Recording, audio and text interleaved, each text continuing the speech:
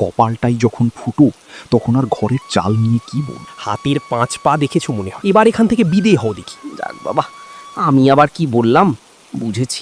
এখন ভালো কথার ভাত নেই। অনেক রাত হয়ে গেল, অথচ বাবা এখনো বাড়ি ফিরলো না। চুপ করবি তুই? সে কখন থেকে একঘেয়ে বকবক করে যাচ্ছিস। এদিকে মানুষটা এখনো বাড়ি ফিরলো না, চিন্তায় আমার মাথা কাজ করছে না, আর তুই শুধু জ্বালিয়েই মারছিস। তারা দুজন যখন এভাবে কথা বলছিল তখনই সেখানে করিম চলে আসে। কি রে মা, তুই এখনো ঘুমোসনি? তুমি এসেছো? এত রাত হলো যে? কি করব বল, বৃষ্টির জন্য সারাদিন তো কোনো কাজই পেলাম না। বিকেলে মোড়ল মশাইয়ের বাড়িতে বৃষ্টির বনভোজন ছিল, ওখানেই ডেকেছিল কাজের জন্য, তাই এতক্ষণ ওখানে আটকে ছিলাম। বনভোজন? তাহলে তো অনেক কিছু রান্না হয়েছে ওখানে। ঠিকই বলেছিস মা, বড় লোকদের ব্যাপারই আলাদা। বৃষ্টি হলে ওদের আনন্দ বেড়ে যায়, উৎসব শুরু হয়। আর আমাদের মতো গরিবের জন্য বৃষ্টি মানেই আপদ, বিচে থাকাই দায় হয়ে পড়ে। তুমি তো একদম ভিজে গেছো, তাড়াতাড়ি ভিতরে এসে গা মুছে নাও। কবে যে বৃষ্টি দূর হবে কে জানে। রোদ না উঠলে আমাদের মতো মানুষের জীবনে শান্তি ফেরার কোনো লক্ষণ নেই। বললে তো মোড়ল মশাই বাড়িতে ডেকেছিল, তা কিছু পয়সা করে দিয়েছে? আর পয়সা? ওনারা তো এখন বৃষ্টি বিলাস আর আনন্দ উৎসবে মেতে আছে। আমাদের মতো গরিবের কথা ভাবার সময় কি ওনাদের আছে? তাই বলে পয়সা ছাড়াই এই দুর্যোগের মধ্যে তোমাকে দিয়ে এত কাজ করিয়ে নিল?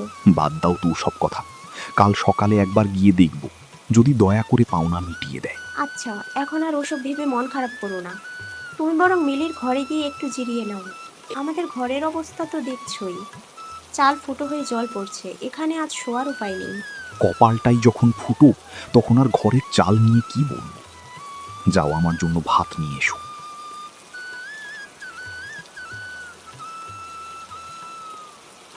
আবার সেই কচুর শাক? মা, দিন রাত একই জিনিস খেতে কার ভালো লাগে বলো তো? যা দিয়েছে তাই মুখ বুজে খাতো, নকরামি আর ভালো লাগে না মোটে। মা রাধে না তক্ত, তার উপর আবার পান্তা।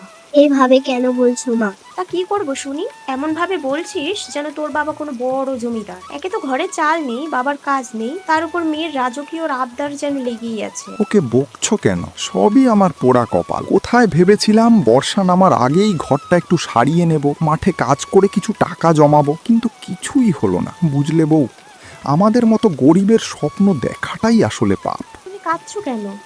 দেখো, একদিন সব ঠিক হয়ে যাবে। না বউ, এসব আর কখনো ঠিক হবে না। গরিবের কপাল এক জায়গায় ফুটো হলে সেটা আর কোনো দিন জোড়া লাগে না। দেখি, কাল সকালে মোড়ল সাহেবের কাছে একবার গিয়ে দেখি, যদি দয়া করে কিছু পয়সা হাতে দেয়। তুমি কষ্ট পেও না বাবা, আমি কচু শাক দিয়ে ভাত খাবো। লক্ষ্মী মা আমার, একটু ধৈর্য ধর মা। যদি কাল মোড়ল সাহেবের কাছ থেকে কিছু টাকা পাই, তবে বাজার থেকে তোর জন্য বড় একটা মাছ কিনে আনবো। আজকের মতো একটু কষ্ট করে খেয়ে নে মা।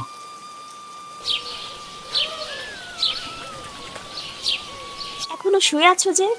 তুমি না বললে আজ সকালে মোড়ল মশাইয়ের বাড়িতে যাবে? না বউ, আজ আর বিছানা থেকে ওঠার শক্তি পাচ্ছি না। সারা শরীরটা কেমন বিষ করছে, মনে হয় জ্বর এসেছে। কোথায় দেখি? ওমা, এ কি? তোমার কপাল তো জ্বরে একদম পুড়ে যাচ্ছে। কাল অতক্ষণ বৃষ্টিতে ভেজার ফল হাতে নাতে পেলে তো? ফল আর কোথায় পেলাম বলো? ফল তো পেলাম এই হাড় কাঁপানো জ্বর। কাজ করিয়ে মোড়ল মশাই তো একটা ফুটো পয়সাও হাতে দিল না। তুমি চিন্তা করো না, আমি বরং কবিরাজকে একবার বাড়িতে নিয়ে আসি। আরে না, কাউকে ডাকতে হবে না। গরিবের জ্বর এমনিতেই সেরে যায়, কারণ ওষুধ কেনার পয়সা তো আর গরিবের থাকে না। সব কিছুতেই তোমার ফাজলামি। আচ্ছা, আমি যাচ্ছি না, কিন্তু আজ আমি তোমাকে কোথাও নড়তে দেব না। বরং আমি একবার মোড়ল মশাইয়ের বাড়ি থেকে ঘুরে আসি।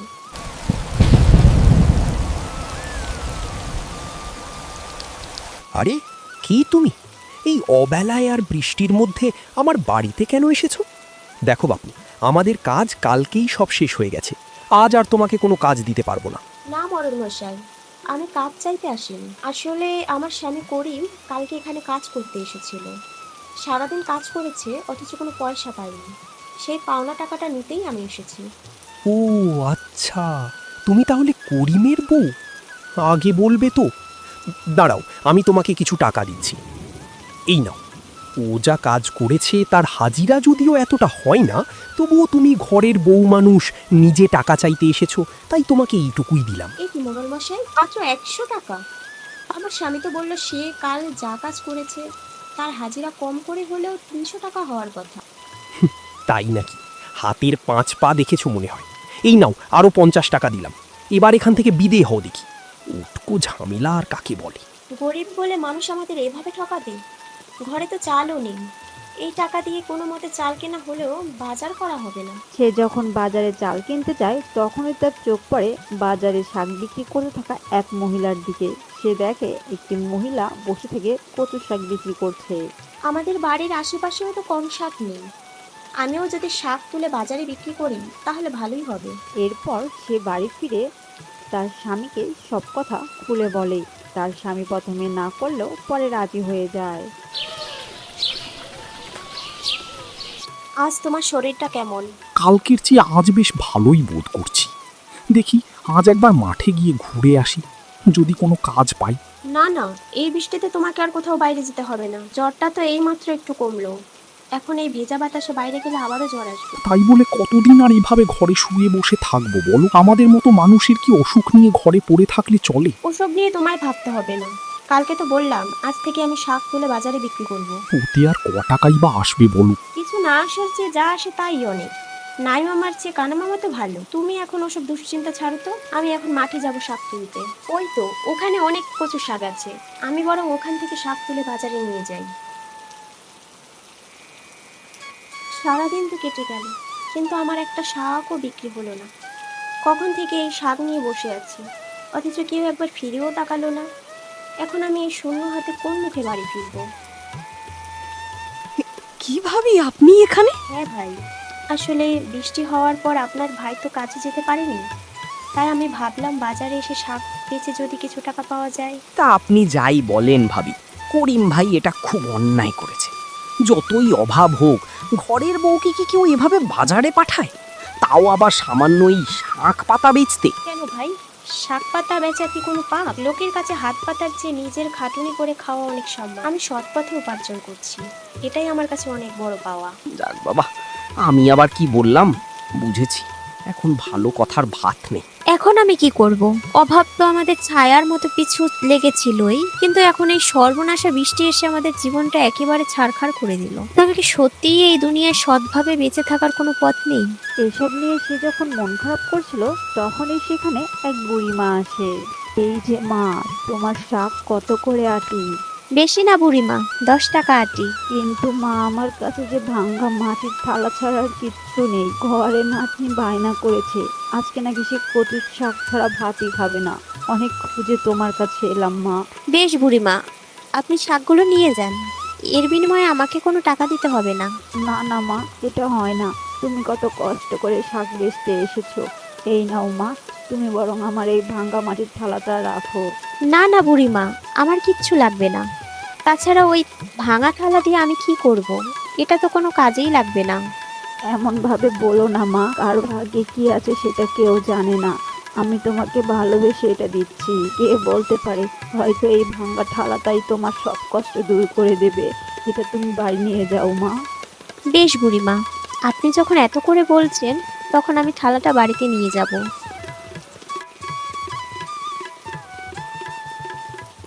শাক তো আর বেচা হলো না, এবার আমিও বরং বাড়ি যাই। আর তুমি তো চলে এসেছো, সব শাক বিক্রি হয়ে গেছে। না রে মা, কোনো শাক বিক্রি হয়নি। এই জন্যই বলেছিলাম তোমাকে যেতে হবে না, শুনলে না তো আমার কথা। কি আর করব বলো, সবই কপাল। বৃষ্টি না থামা পর্যন্ত আমাদের মতো গরিবের কপালে শান্তি নেই। তবে বাজারে এক বুড়িমা এসেছিল, তাকে বিনে পয়সায় শাক দিয়েছিলাম। সে খুশি হয়ে ভালোবেসে আমাকে এই ভাঙা মাটির থালা দিয়েছে। মাটির থালা? আর তুমি আবার সেটা বাড়ি নিয়ে এসেছো? কি আর করব বলো, বুড়িমা এত ভালোবেসে দিল যে না করতে পারলাম না। তা কোথায় সেই থালাটা দেখি? এই তো এই ব্যাগেই আছে। আরে এ আমি কি দেখছি, মাটির থালা এমন সোনালি হলো কি করে? আরে তাই তো, এ তো মনে হচ্ছে সোনার থালা, কিন্তু তুমি যে বললে মাটির থালা। এবার বুঝেছি, ওই বুড়িমা কোনো সাধারণ মানুষ না, সে নিশ্চয়ই কোনো জাদু জানে, তাই তো মাটির থালাটা এমন সোনার হাড়িতে বদলে গেছে। সবই তোমার সততার ফল। এতদিনই উপরওয়ালা হয়তো আমাদের দিকে মুখ তুলে চেয়েছেন।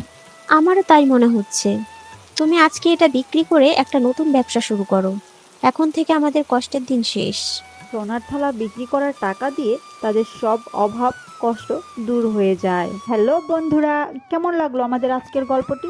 যদি গল্পটি ভালো লেগে থাকে তাহলে ভিডিওতে একটি লাইক দিন এবং কমেন্ট করে জানান আপনার মতামত। আর প্রতিদিন এরকম নতুন নতুন সব গল্প পেতে আমাদের চ্যানেলটি সাবস্ক্রাইব করে পাশে থাকা বেল আইকনটি বাজিয়ে রাখুন। দেখা হবে নতুন কোনো গল্প নিয়ে।